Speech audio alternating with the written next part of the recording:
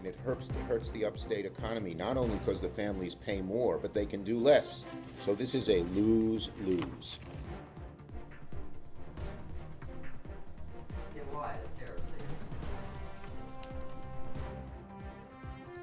On logging may impact wildlife and the environment across the nation. And how will the next pope be chosen as mourning continues across the world? News Live at 6 starts right now.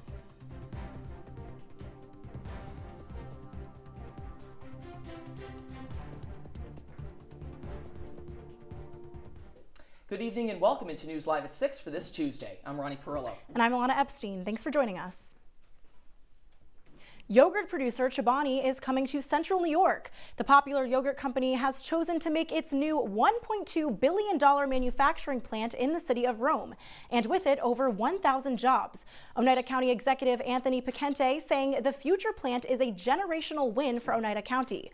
Chobani made its start in upstate New York and currently employs nearly 1,000 people at its headquarters in Chenango County. Senator Chuck Schumer in Central New York today to discuss his plans to combat the Trump administration's tariffs. Our Rookie of the Year, Roman Verna, is in studio to tell us about his ideas and how they'll affect your wallet. Hey, Roman.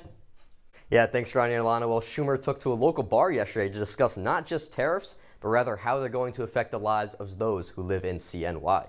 He says that these new policies could affect over 16,000 jobs in the area, and in Onondaga County, that number nearly 10,000.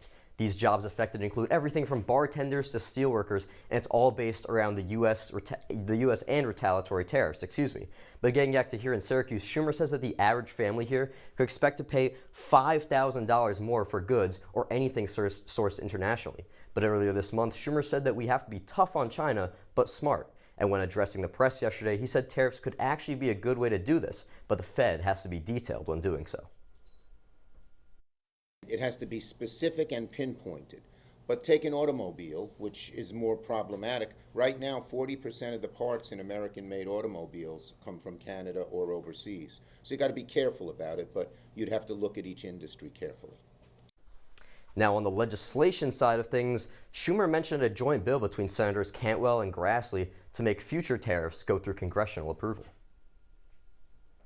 That's why we need this Cantwell bill, the bipartisan Cantwell-Grassley bill, which I'm a co-sponsor of, that says it should now be just the Congress's power. In the past, presidents have been given some leeway. This president is reckless and chaotic.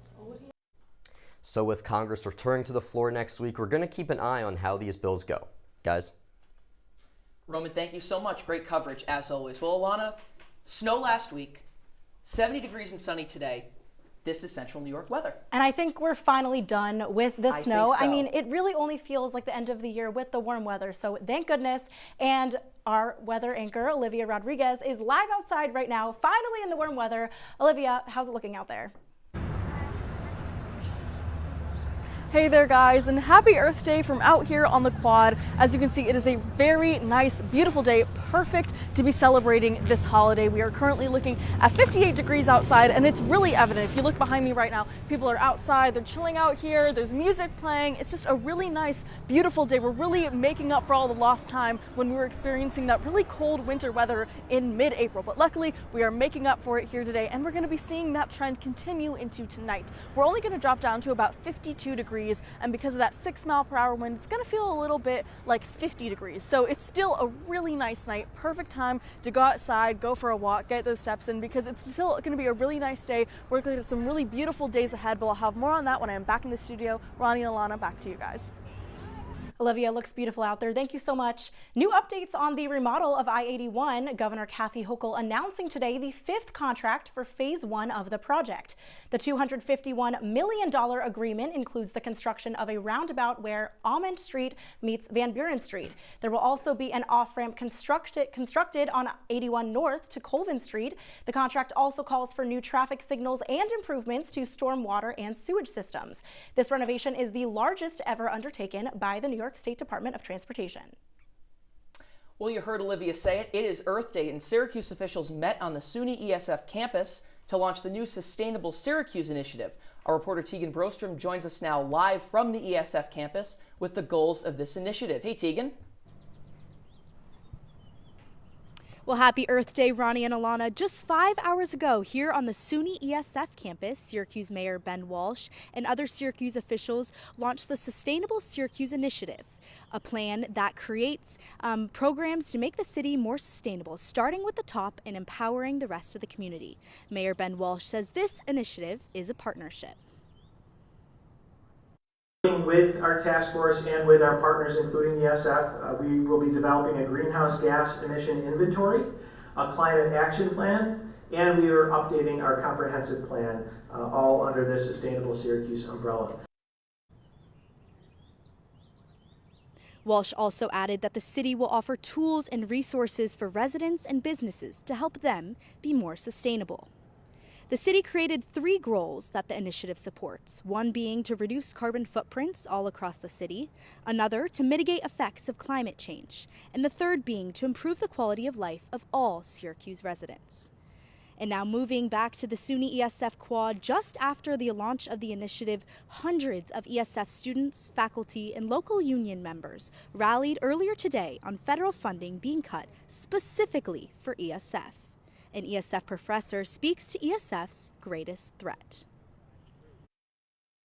The greatest threat to ESF isn't actually the billionaire running around DC canceling our grants. No, it's our own state of New York saying to us, we just can't afford environmental science education and research right now. ESF, it is in a huge billion-dollar budget deficit. And as Syracuse City creates a sustainable initiative that's promoting clean air and resources for businesses and residents to be more sustainable, this university is fighting for research to create programs. Now reporting live from SUNY ESF, I'm Tegan Brostrom, Citrus TV News. Tegan, thanks so much. Well, the Trump administration now putting into place several measures to increase logging on public lands. It's aimed at boosting domestic timber production and to minimize reliance on imports. Our reporter Alexa Corey is here in studio to tell us about the potential downsides of the new decision. Alexa?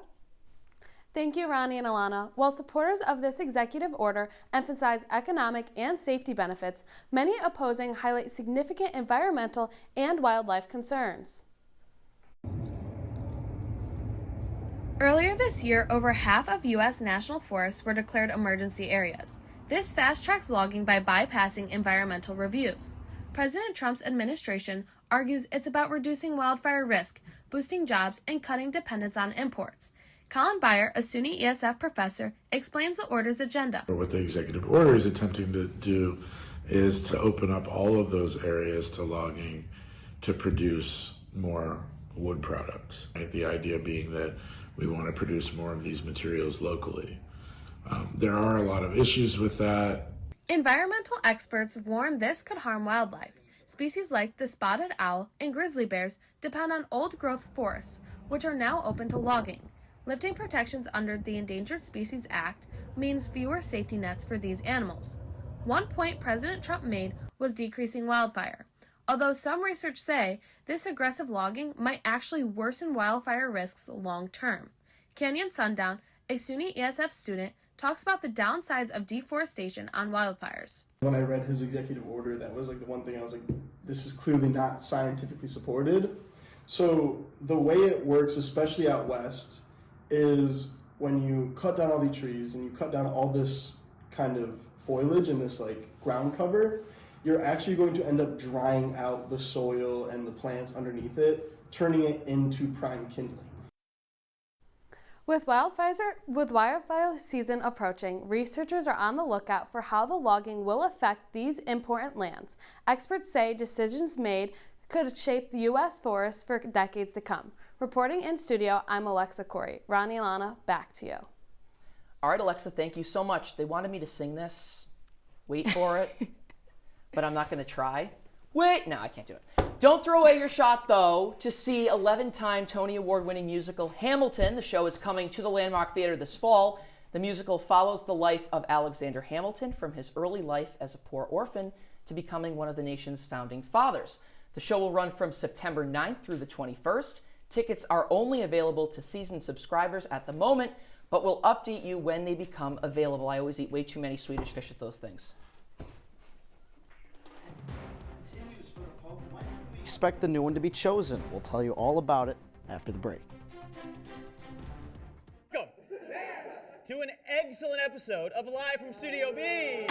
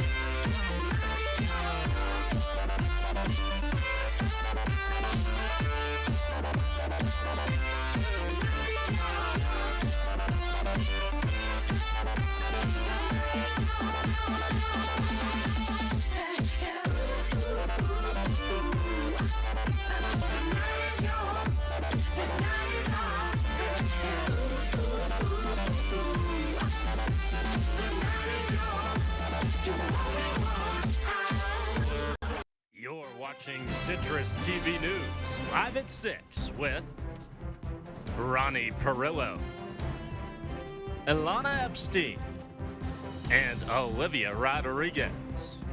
And now, your campus news leader continues.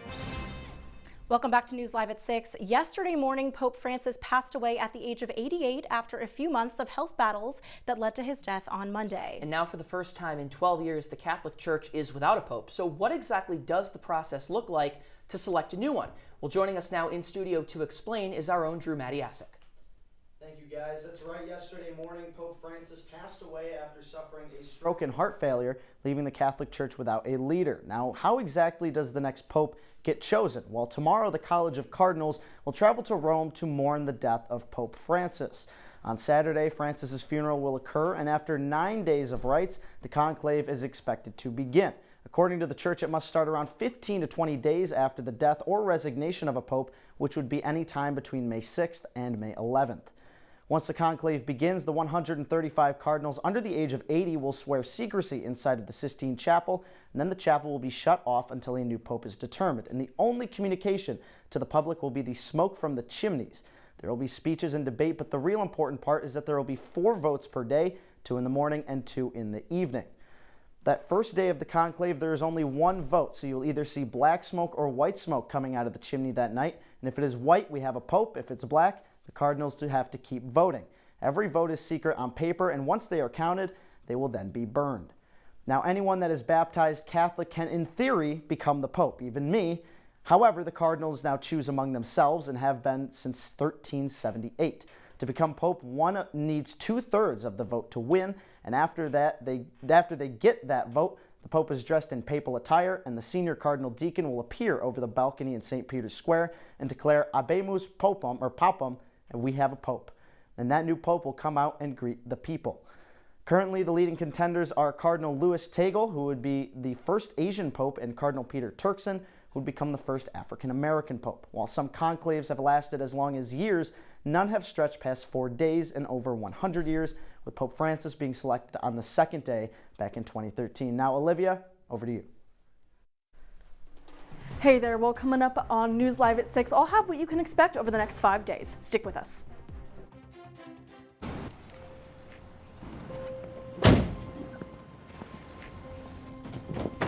Dad, they took over my bedroom. Come on, come on.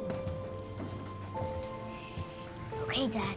1, 2, 3.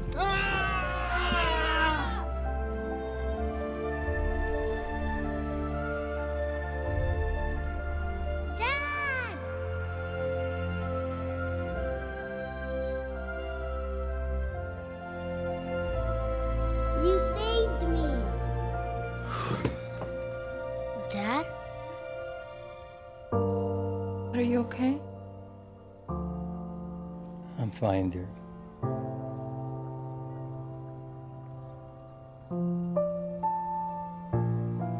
Your hero needs you now, and AARP is here to help. Find the care guides you need at aarp.org/caregiving.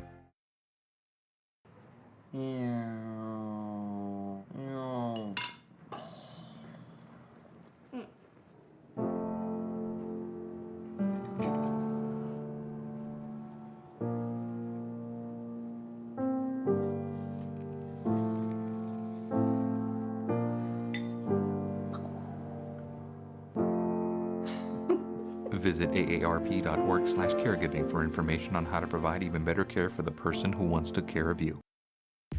From the CitrusTV Weather Center, this is SU's most accurate weather forecast. Welcome back into News Live at 6. Now looking ahead at your 5-day forecast, if you saw me out there, it is so nice and warm today, and luckily that is a trend that is going to continue throughout the rest of the week. We are super lucky. We are seeing a high of 64 tomorrow and then a high of 78 on Thursday. That's going to be our high for the week. But luckily, as you can see, we're seeing really sunny skies. We're going to see a little bit of rain on Saturday, but for the most part, we're seeing sunny skies and a little bit of clouds. This is really good news for us. But one thing I was wondering on this wonderful Earth Day is, what is the weather across the world? We have some really amazing CitrusTV members that aren't here with us today but are across the world that I wanted to show what is going on with them right now. So we have our amazing Brandon Myers, Lauren Holdenmeyer, Caitlin Campbell, Maura Vaughn, Jude Bazerman. They're all across the world right now experiencing lots of different weather. And if you can see in London right now, we've got Caitlin, Lauren, and Brandon with 53 degrees. Right now, Maura in Paris has got 56 degrees. And then Washington, where Anjana is, it's 81 degrees. So she's got some really great weather. But from all of these people here, they really wanted to say to Ronnie and Ilana a wonderful last show because they love you guys and we love you as well. So Ronnie and Ilana, back to you guys. Here come the tears. We'll save that for later. That's for later. But we miss them so much. Thank you so much. And those people are they're amazing. Well, Tesla's second quarter numbers are continuing to slip tonight. Our Vanessa Shimoni has more on why the company is facing these challenges. Vanessa? Thanks, Ronnie and Ilana. Tesla's second quarter sales report is taking place right now, and earnings are falling well below Wall Street's expectations. Tesla is facing some of its worst sales results in history just from the course of the past 3 months. Tesla's announced not even an hour ago that their profits have fallen 71% since January 29th. The company earned $409 million in comparison to the $1.4 billion the company made in the first quarter of 2024. You can see here on the graphic that Tesla has produced almost 100,000 less vehicles and delivered over 150 less cars since the end of January. Experts believe the main reason behind the decline comes down to the 2024 election in January and Trump promoting Musk to his role as head of government efficiency. In a recording from the last sales report, Musk said 2025 will be the most pivotal year for the company. 2025 really is a pivotal year for Tesla. And when people look back on 2025 and the launch of unsupervised full self-driving, true real-world AI that actually works, I think they may regard it as the biggest year in Tesla history, even bigger than our first car. Now the big question is, when will Musk step back from office in order to address Tesla's growing financial concerns? Musk says Tesla is launching a new robo-taxi service in June 2025 to make up for some of the growing financial gap. The company says they are releasing the full meeting in an hour, and you can visit the Tesla website to view the full event. For CitrusTV News, I'm Vanessa Shimoni. Back to you guys. Vanessa, thank you. Well, Tesla stock's down. What about the Knicks after a Game 2 loss? I'll tell you what went wrong next on sports.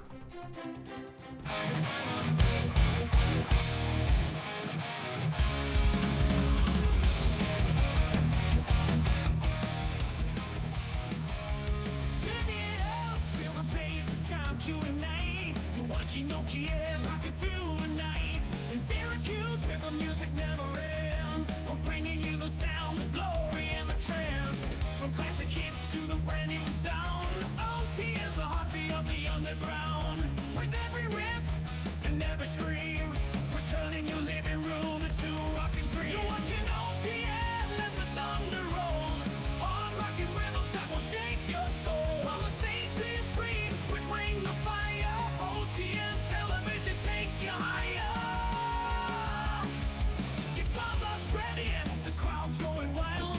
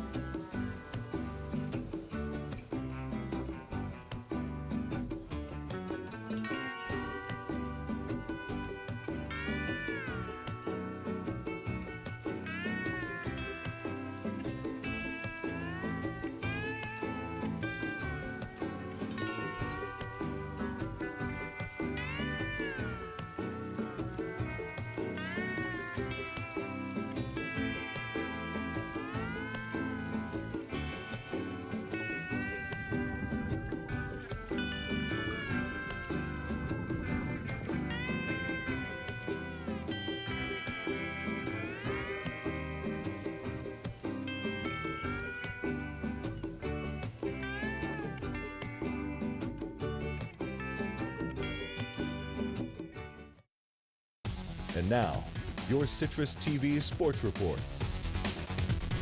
5 double-digit scores for the Knicks, and that still wasn't enough to take Game 2 over the Pistons. Welcome to sports. I'm Sam Corcoran. Looking at the stat sheet, one major discrepancy stood out: rebounds. Detroit out-rebounded New York 48-34, and in an ultra-close game where both teams shot relatively the same, that ended up being the difference, according to Knicks coach head Tom Thibodeau.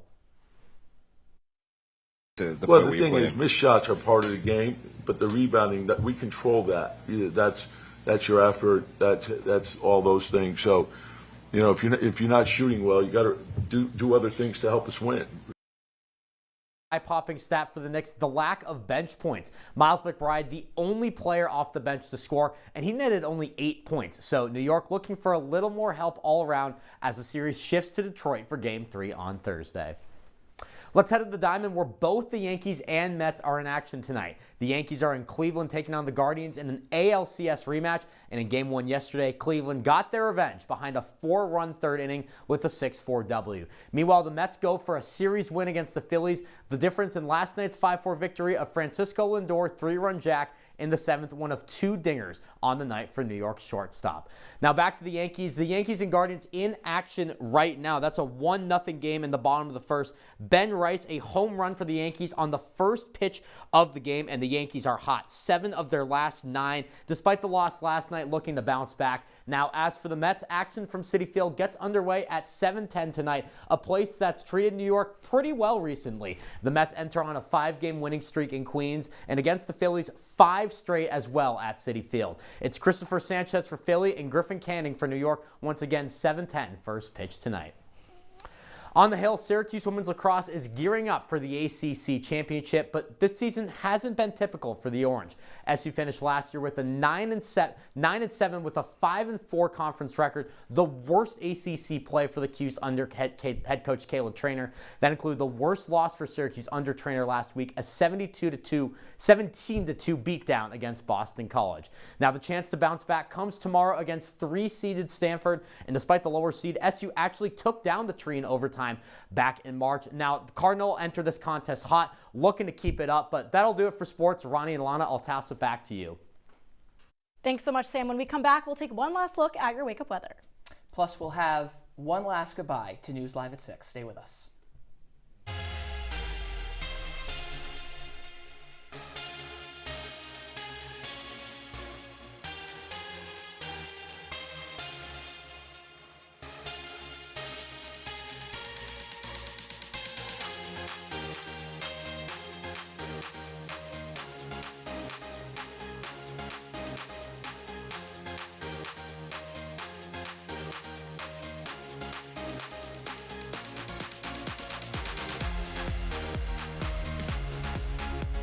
Welcome to Live from Studio B.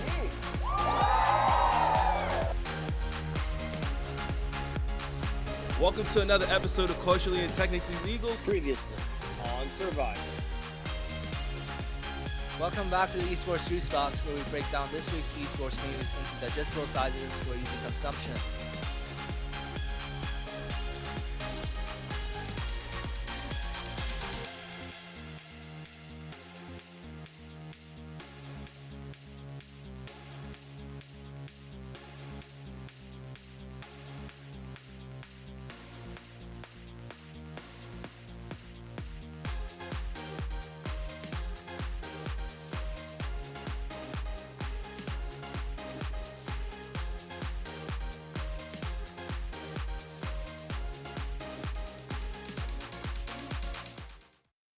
Welcome back into your wake up weather. Now this nice weather is going to continue into tomorrow. Looking ahead, we're going to wake up at about 47 degrees, but luckily that is going to increase to about 62 at 3 p.m. We're going to see nice sunny skies all day, so make sure to get outside, and it's going to be great in the evening as well. We're going to only dip back down to 61 degrees, so that's nothing to worry about. Going to be a great day to go outside and hang out. Yeah, but coming up right now, we have one last surprise for Ronnie and Ilana.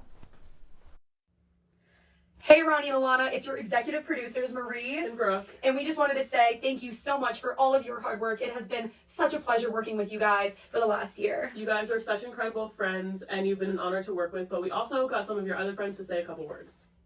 Ronnie and Ilana, congratulations on your last Live at 6. Man, you guys have been such an important part of my time at Syracuse University. And I would say I'm blessed, but I don't even know if that's a good enough word to describe how grateful I am to have spent this entire semester learning from you two. You have some of the biggest hearts of anybody's I've ever met.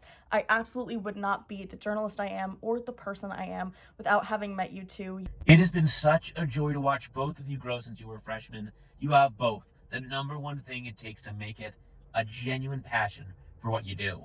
I really don't have the words to tell you guys how grateful I am to have had you guys as peers and as mentors, and of course as friends, both at Citrus and just at Syracuse. Having you guys alongside me has been essential to my college experience, and it's something that I will never forget. You guys have been such amazing members of this station. You guys have been such great mentors, and most importantly, such great friends. I'm so thankful that I've gotten to spend so much time with you guys over the past 4 years. I'm truly blessed to have been such great friends with you guys for so long. You are both some of the most kind and compassionate people, and willing to help in every situation you can. It's been truly inspiring to watch how far you guys have come in the last 4 years. You guys are some of the best, most talented people in the news department. You're such both nice, wonderful, friendly people, so welcoming, and you make Citrus TV, the news department, and everywhere you go, a better place. It's been so incredible seeing the two of you progress over the last 3 years that I've been at Syracuse with you. Citrus is never going to be the same without you guys, and I'm just so sad that you're both leaving, but I'm so excited to see where the future takes you, because I know you both are going very far in life. Congrats, guys. I miss you so much, and I'm so happy for you. And Ronnie, my Italian angel, hopefully they keep us in here. You're one of my best friends, so love you both so much. Congratulations, and best of luck. You guys are going to kill it in whatever is next for you guys. I'm so excited to see it. Just congrats on your final show. You guys deserve the world. Well, congrats on the great run. Really looking forward to see what both of you do next, and thank you for your friendship. There really are no words to describe how thankful, I think I speak for both of us, how thankful we are for this station. Personally, I walked through those doors. You saw Nicole Ponte on that video as a scared freshman in September of 2021, and she took me under her wing. And I thank her forever for that. All the friends that I have met who you saw in that video, you guys, I love you all. This is such a special place. And thank you especially to my mom and dad and my grandparents who watch every week. I'm going to keep it together. I love you guys more than I could ever say. My college experience would not be the same if it wasn't for Citrus. I mean, I've been here every day of the week for the past 4 years. Ronnie, I love you so much. Anchoring with you has been so amazing. Our producers are incredible. They put together an amazing show. We won Best Live at 6 at Banquet this weekend. My parents too, they watch every single show, my whole family, all my friends. I'm so grateful for everyone in this room too. I really don't know what it's gonna be like without it, but I've learned everything, so I'm so grateful. And there's one very special man here tonight, Professor Randy Wenner, who has shaped our careers Both in so of us. many ways. Mm-hmm. Well, that is Citrus TV News, Live at 6 for this Tuesday. For the entire Citrus TV News team, and for the very last time on Live at 6, I'm Ilana Epstein. And I'm Ronnie Parrillo. Have a great night, Central New York, and thank you.